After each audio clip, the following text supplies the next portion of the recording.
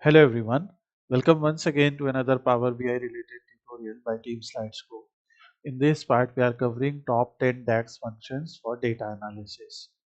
If you are working with Power BI, Excel, Power Pivot or SSAS Tabular, then data analysis expressions are essential for creating powerful calculations and insights. And here we will discuss top 10 DAX functions that are needed for data analysis. Although we have covered almost all DAX functions in our previous playlist, but here we are just mentioning some important DAX functions that every beginner should understand and should have knowledge of. The first and most important function is calculate. This is the most powerful function in DAX. It modifies filter context and allows dynamic aggregations.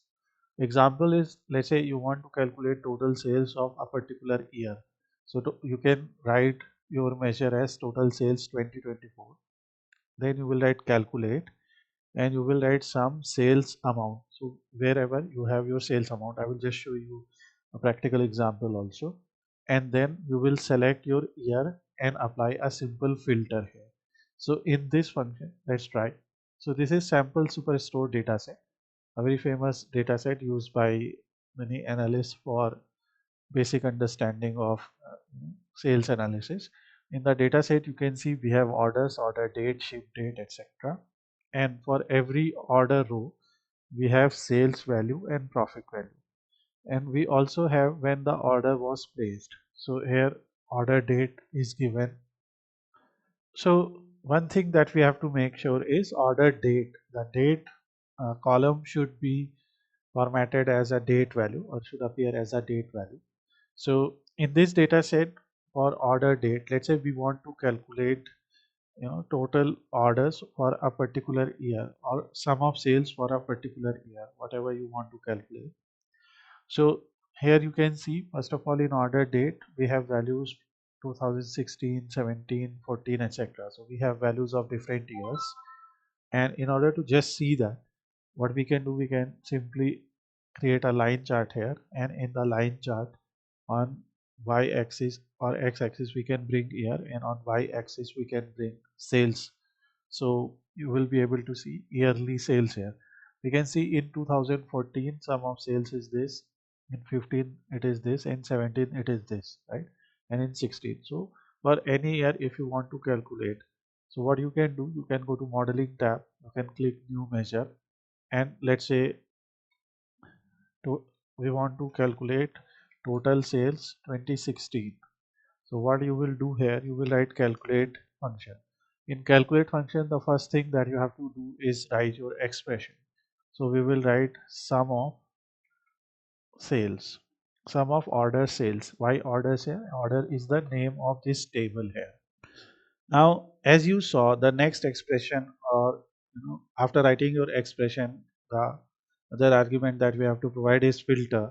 So we will simply write filter, and from filter we will select the orders table, and our filter expression, that is, we are going to select year from order date.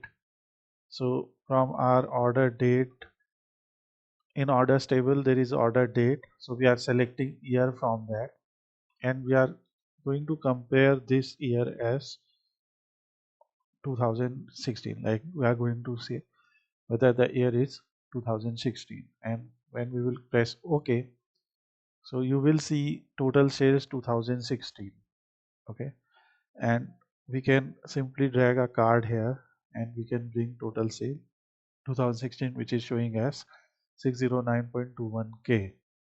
And let's come we can also confirm that, like we already did. So we can add a line chart here, and in the line chart in x-axis, as we did, we can drag the year from order date, and on y-axis we can bring total sales, so the sales column, and here you can see 609.21. So that's how you can use calculate, and the use case of calculate will be to calculate a measure with applied filters, as you just saw. Next is we have sum function. It adds up all the values in a column. example, total sales is equal to sum of sales amount, and its use is the basic aggregation. So for example, here we already have total sales, so you can write total sales is equal to sum of orders, which is the table name here, and sales. This is basically we are trying to select a column, so whatever values are there inside the sales column, we will simply sum them and it will give us a single output. So you can simply drag a measure here and total sales will be, you can remove this. So if you want to apply a filter here, you can use calculate as we did. If you want to bring total sales without any particular filter, so you can simply write it like this. So this is the second very important function, very important DAX function. Next is sum x. So sum x performs row by row calculation before summing up the result.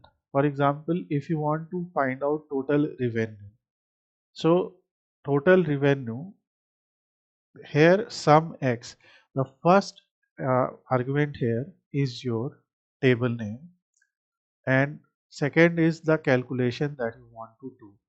So for example, let's say in this particular case we have quantity value and we have sales value. Okay, so let's say it was given as unit price. Sometimes the value is given as a unit price. So in that case, what you can do, you can write it like this. So similar to that data set, we have here financial sample data set that we can get from Microsoft itself. And in the financial sample data set that we have taught in previous videos also, you can see it is given as, here you will see unit sold is given and sale price is given. Okay, so you can see if you want to calculate the total revenue, you can say units sold multiplied by sales price. Okay, so how we can do that, and obviously we can subtract discount here, but let's do a basic calculation. So let's say we want to calculate total revenue, so we can go in Power BI, go to modeling tab and create new measure here, and total revenue will be sum x. Here sales is the table name, which is financials in our case, so you can see the table name here. So financials will be name here, and in financials here also you will write your table name. So here quantity is given, so you can see it is unit sold, so we will select unit sold here and get rid of the quantity value from here, and then sales into unit price. So here we have to find out unit price, where the unit price is given. So this is unit sold, and unit sold is given, and sale price is given as a unit price. So we will go to total revenue, and here we will simply write sale price. Okay, so this will be sales price. This way we will select the two columns, multiply them, and this sum x will simply return the sum of an expression evaluated for each row. Because here, if we had to find total units sold, we could have easily used the sum function on this unit sold column. Or if we had to find total sale price, we could have done that. But in sum x, what we have to do for each row, first we have to multiply this, and then we have to calculate the sum of all the multiplications. That's why we are using sum x here. So now we will have total revenue, and if you will write it here, you will see we will get a value 127.93 million, and they also have gross sales here, so which may differ a little bit from this value, because in gross sales we have a different value, but here you can see it is coming exactly like this. And then after gross sales you can see discount, and we have final sales. So let's see, so in final sales discount will also be considered, so we have sales here. Okay, sales, so we can drag it here. This is little bit lesser than gross sale, So what we have found here is our gross sale, and in order to find out revenue here, we can what we can do. Let's say we have done this multiplication and we can subtract the discount. So we can write down discount here. But you have to look also. Let's just do it. But what you have to look also is the discount given as a percentage. If it is given as a percentage, then we have to change it from percentage to number, but since it is not given as percentage, now you can see we are getting the same value. Now this is total revenue. So if you have to find out gross sales, you should exclude discount from here. If you have to find out total revenue, you have to include this way you can use the sum x function, and that's why it is very important to know the difference between sum and sum x. Similar to sum and sum x, we have average and average x. It computes the mean of a column or expression. For example, average sales per customer will be average x sales amount. This will calculate per customer. Calculating customer purchase trend or something, you can do that. So for example, here we have a lot of customers. So every customer ID is also given here. So let's say we want to find out average, say average sales value here. So we can go to modeling tab, measure, and we can write average sales per customer. So we will write average x. If you have to write, if you have to calculate average of each row, then you can just write average. But here we will write average x, and here the table name will be orders, and in the expression we will simply write the average value of sales. So we will simply write the orders and sales. So we'll only select the column, not use any expression here, and this way we will calculate the average sales per customer. Let's copy this and from here remove, and this will be average sales per customer 229.86. The next important function that we already used in our first expression, because to apply here we had to write date function also. Date, then so filter date, say order year equal to 2024. So here is filter function. It creates a table with a specific condition. Let's say you want to find out high value orders, right? We know that here it is a different example. In sample superstore, our table name is orders. In order, we have sales as amount. So if we say if sales amount is greater than 1000, we will call them high value orders, and this will be a table. So let's create a calculated table. Until now, we have calculated measures, but we can click here. In modeling tab, we can create a new table also. New table will appear. We will call it high value orders. We'll use filter. First we will use the folder table orders, and from orders we will select the sales value. So from orders, so we will write orders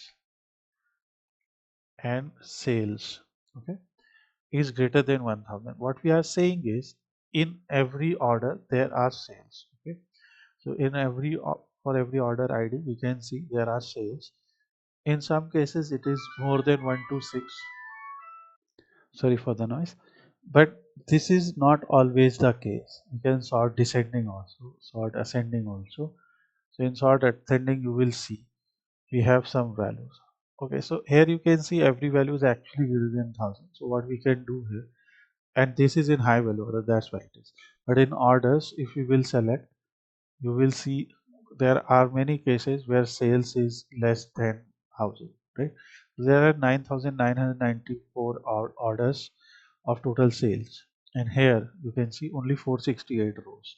So that means it has filtered the data, and it is not showing all the orders that are above 1000 value. So this is how you can calculate that, and that's why filter function is very much important. So After filter function, we have all function. The all function remove filter from a table or column. Example, total sales all is equal to calculate sum sales amount all sales. So this will remove filter from a table or a column if it is written like this. The use case will be comparing data without filters. Example, percentage of total. So here you can see when we are applying it in this table. So it is giving us total sales all as calculate sum of high value order sales. And when we will apply it on, let's create on another table. So for example, here we will go to orders table and create a new measure, and we will say calculate sum orders sales all orders. So from all orders calculate sum of sale. So we will simply rename this measure here. So we can see it. Let's say let's call it total sales all orders. So we will simply use the measure, and now we will simply drag it. So this is total sales all orders, and here you can see now it is showing the previous value. So in whatever table you will apply, it will simply compare data without filters. Next is distinct function. It returns unique value from a column. Example are unique customers, count row of distinct sales customer ID. So here you can see there are two different functions used. I will explain you one by one. So here you can see these are orders, but and orders are made by customers. Here you can see customer ID. If there are total 9994 rows in orders, it does not mean that there are 9994 customers. So these customer IDs can be different. So if we go to orders table, so first of all, there is a function called count rows. So if you will go to modeling tab and create new measure, and we will simply call it num orders or num rows. We can write count rows here, and in count rows function we will just provide the name of your table. What you have to remember is whenever we are using these functions, you have to see how much arguments they are taking and what type of argument are they taking. So that is very important. So it is taking a table, so we just provided table name here, and in card we can actually show these values. So we will show num orders. Okay, so let's search num orders, num rows. Now you can see it is actually created in high value orders, so it's okay. In here it is applying 9994. So here when we are calculating num rows, it is showing like that. Let me remove this table, delete from order. But what we want to do is we want to find out total number of distinct customers from order table. So in order table, if we in modeling we'll create a new measure. So if you want to find unique customers, so then also you are writing count rows, and in count rows it is asking us to select a table. But to select a table, what we are saying distinct, and here we will write orders, and from orders table we are going to select the customer ID. Make sure, because in our case in customer ID there is a space, that's why we basically write them in these square brackets, and this way we will be able to find that. Now count rows distinct order customer ID, and if we are going to find out total rows, right, so this is calculated as unique customers. Let's find out that is 793. So this will give you a simple understanding of how to find out unique values. This way you can apply this simple condition to find out those values, right? So if you want to find out something distinct, like how many distinct cities are there, so you can simply write that column name here, order city, because orders are made from different cities. So how many distinct cities are there? 531. So Whatever column you have to find out, you can write it here. And this is the use of this particular value. Next is related. Related retrieves values from related tables. So let's say product category. Related product category, this means it is used when there are relationships in table. Let's say there is a table called product and there is a table called category, and both of them are related. So in that case, you can find out the related products category. So let's see this example. So we have one example. This is Northwind dataset, and here you can see we have the products table. So this is a trading company, a sample trading company, which is selling products like chai, chang, and seed syrup, etc. And for every product, you can see we have a category ID. And here you can see this is the categories Excel table where we have category ID and category name. So this way we know that these two tables are related with each other. We will open Power BI desktop and connect both of these tables because both of them are Excel values. So let's connect them. So we are inside the data set where we have product table and categories table. Although we cannot connect both of them at the same time, let's connect one by one. So first we will connect products table. In products table we have the sheet here where you can see some columns are being shown here, or we can simply select that table that we created in Excel and we will simply load it. So now we will have information of products table, and one very important thing will be to rename them as product. Since we are learning related, so I am just giving you some examples of data modeling also so that you can understand. So now we have the products table. Now there are many ways of getting the second data. So the simplest way will be to use the Excel table once again, click categories and connect. We can select categories. Since the category ID name are being displayed here properly without any extra column, we will simply select them. Now we have categories and products.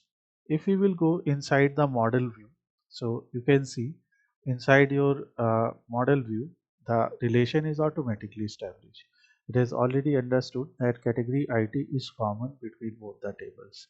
That's how it understands these are related.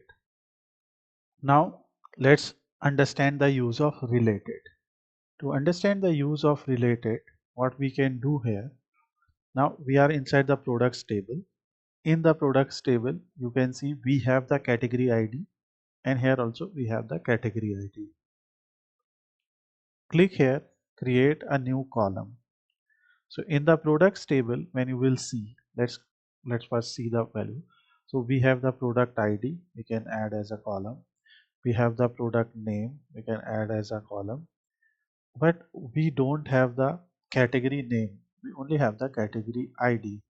But user will not be able to understand from category ID, user will only understand from category name. So anyone viewing the report.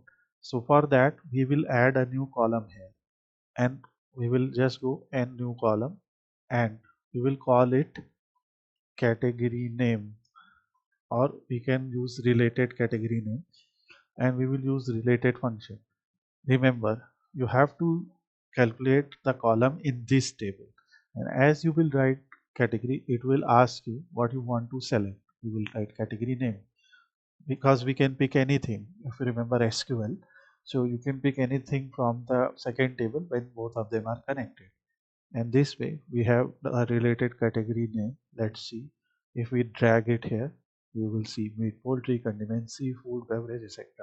So whatever this products related category is, we'll be able to see that. And this is the use of related, and very important function when we are working with related tables.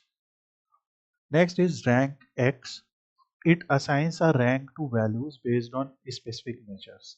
Example is sales rank.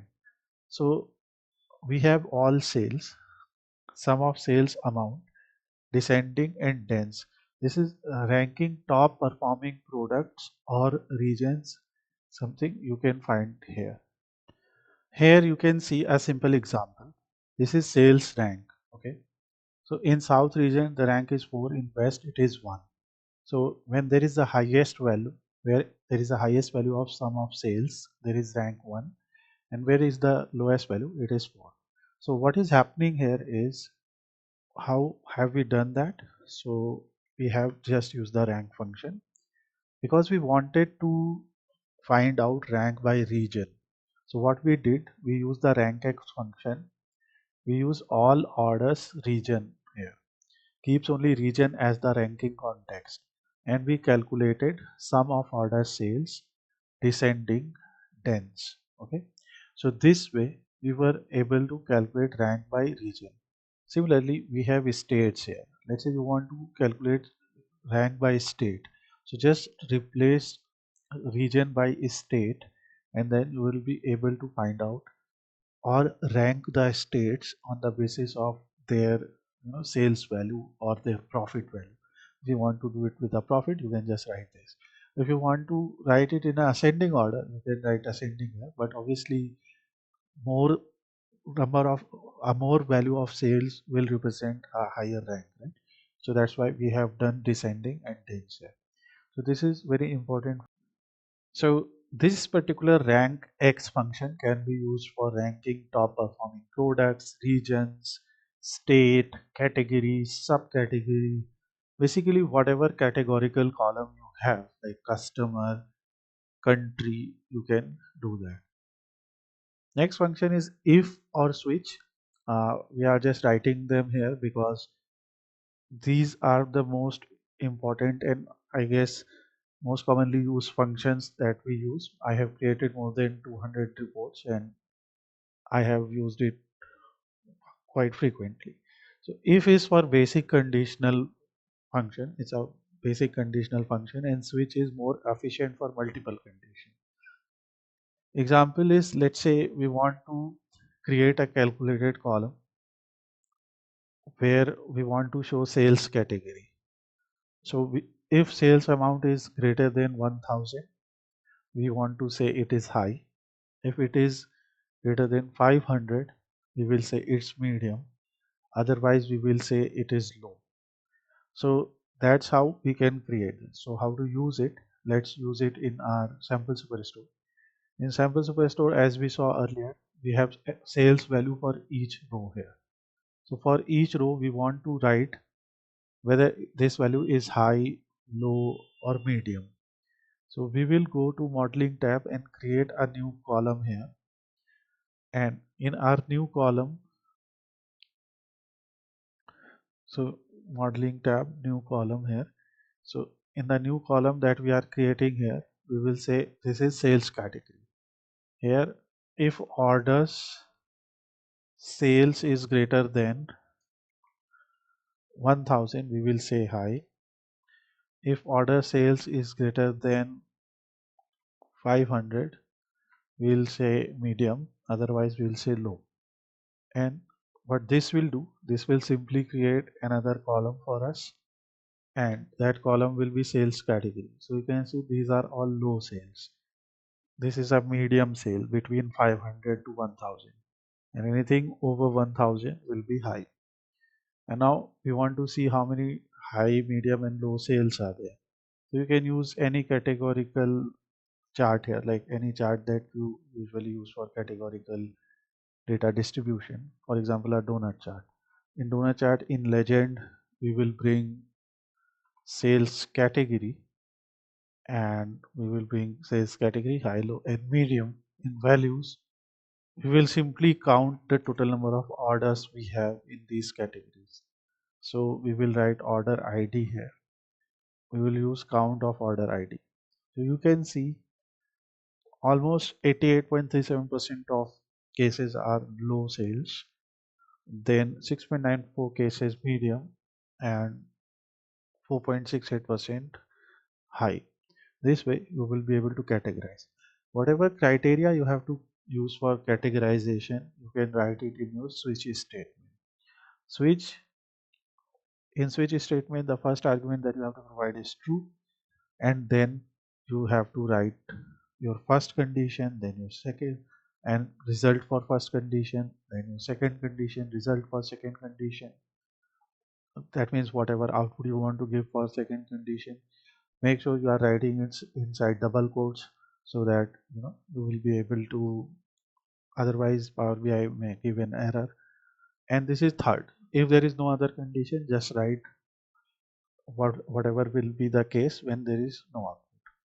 So this was top 10 DAX functions for data analysis.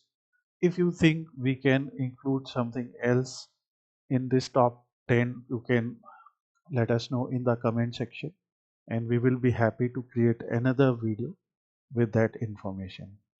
Till then, have a nice day. Thanks for watching.